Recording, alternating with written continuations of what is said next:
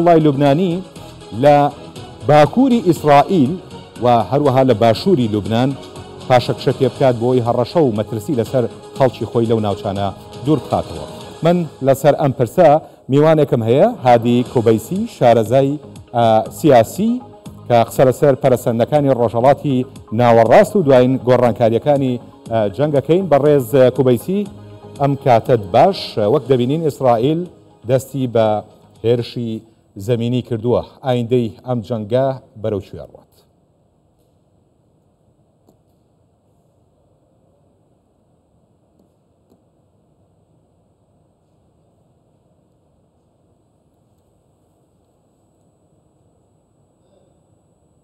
تحياتي لك والمشاهدين الكرام.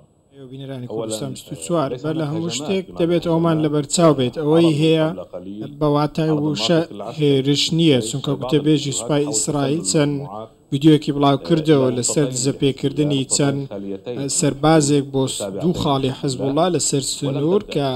تاکو ئێستا ئەوان هێرشی فەرمیان دەست پێ نەکردووە بەڵکو بە شێوەی دزەپێکردن هاتوونەتە پێشەوە لەسەر ئاستی هێرشی زەوینی و جگە لەوەش سەربازەکان هەوڵیان داوە کە بەر لە هاتنە نێو خاکی لوبنان چەند پێگەیەکی حزبوڵا بگرن. مقاومەی لوبنانی ئەمڕۆ بەیانی ناوچەی ڕۆژبینای بە ئامانز گرتووە ئەو ناوچەیان بە موشک و کاتێشا بە ئامانز گرتووە و ئێزەکانی داگیرکار بەر لەوەش هەوڵی هاتنە ناوەوەی لوبنانیدا و پلانیان هەیە کاتە تاکو ئێستا شەڕ لە نێو خاکی فەڵەستین بەردەوامە ئەوەی لە نێو لوبنان هەیە بە دیاریکراوی بە ڕوونی ئەوەی بە ئێمە دەگوترێت ئەوەیە کە سوپای داگیرکار و گوتەبێژی سەربازیان دەڵێ ئەوان دەیانەوێت بێنە نێو لوبنانەوە هێرشێکی زەوینی بکەن بە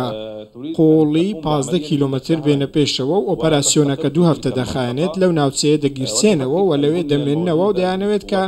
ژێرخانی هێزەکانی ڕزوان پوچەڵ بکەنەوە. ئەمە ئەو جێڕانەوەیە کە ئەوان باسی دەکەن بەڵام لە ڕووی کردداریەوە ئێمە دەزانین کە تێکدانی ژێرخانکارێکی هەروە ئاسانیە چونکە لە غەزە و لە خانیونس ئەوە ساڵێکە خەریکی ئەو پرسنەوە دەیانەوێت ئەم کارە بکەن. باش سیناریۆی غەزە لەو ناوچەیە دووبارە ئەبێتەوە ئەگەر بێ ئێمە بڵێ بەڕێز کوبەیسی.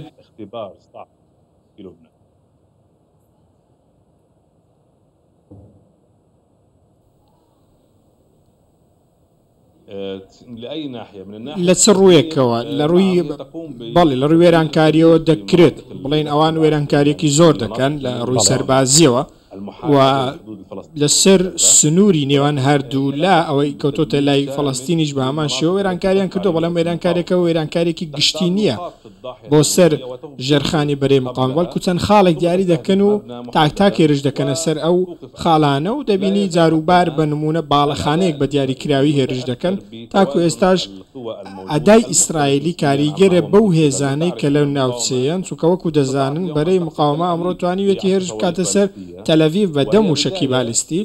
وامە سەرەتایەکە وەکو ئەوەی کە مقاومە باسی کردو بۆی هێرشی زیاتر بکەن. پارسەنگی هێزەکان ئێستا گۆڕانکارێکی بەسەرداهاتووە مقاومەش لە ڕێگەی پرۆگرام و بەرنامەیەکی درێژخایەنەوە ناوێت هەروازوو کارتەکانی خۆی ئاشکرا بکات بەڵام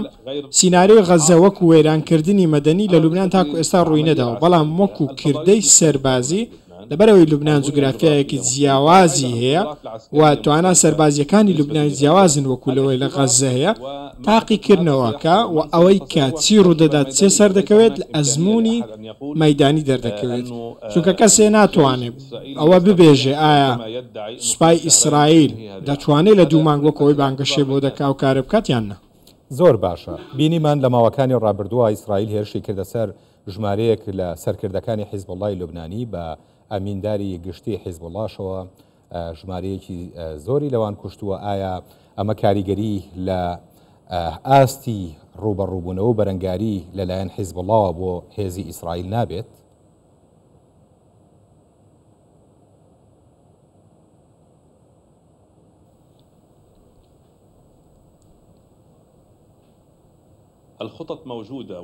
پلان هەیە چەکی شەیە بۆ بابەتە و هێزی پێویستی شێ لەلایەن ئەوانەوە بەڵام ئەمە گۆڕانکاری بەسەرداناتەوە چونکە ئەو کردانەی پێش کوژرانی حەسەن نەسڕڵڵا بوون ئێستاشی لەگەڵدا بێت بەردەوامەوە ئەوان یەکەی جوونشینی نوێشیان دروست کردووە و ناوچەی دیکەشیان بەردەوام کردووە بەڵام ئەمڕۆ تەلەڤیڤیش بۆ موشکی گەورە کەوتۆتە ژێر بردومانەوە بەڵام هێما و ئاماژەیەکی دیاریکراومان پێ نییە بڵێ بارودۆخەکە ئەو گۆڕانکاری بەسەرداتەوە گەر بێت و هێرشی زەوێنیش ڕوو بدات وەکو ئەوەی کە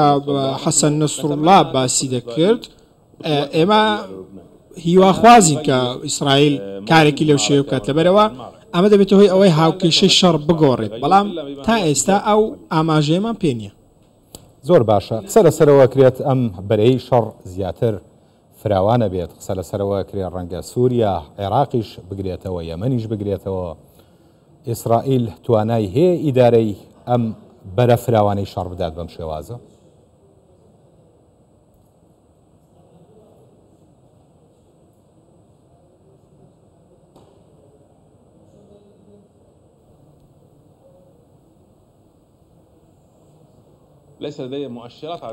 ئاماژەیەک نییە بۆ ئەوەی بڵین شەڕ بەم شێوازە فراوان دەبێت وەکو ئاماژەتان پێکرد ئەمە دەنگۆیەک لەو شێوازە هەیە چون بەڵام لەسەر ئاستی زەوینی و ئاسمانی ڕەنگە بە ئامانزگرتن لە عێراق و لە سووریا هەبێت ئەمە ئەگەرێکی کراوەیە بەڵام دوازار دەبێمە لە بەرچابێەوە هێزی نوێ دێنێتە نێو شەڕەکە و دیمەنەکە ئەوەندەی دیکە ئالۆز دەکات ڕەنگە کردەی سەربازی هەبێت بەڵام گەیشتن بە ڕادەی هەر بەرز و هێرشێکی لەو شێوم پێم وانە بەڕاستی ئیسرائیل بۆ خۆی پێویستی بەو فراوان خوازیە هەبێت لە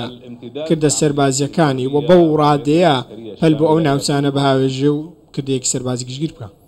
بەڵێ بەڕێز هادی کۆبەیسی شارەزای سیاسی ڕاستەوخۆ لە بەیروتەوە لە ڕێگەی سکایپۆ لەگەڵمان بووی زۆر سپاس.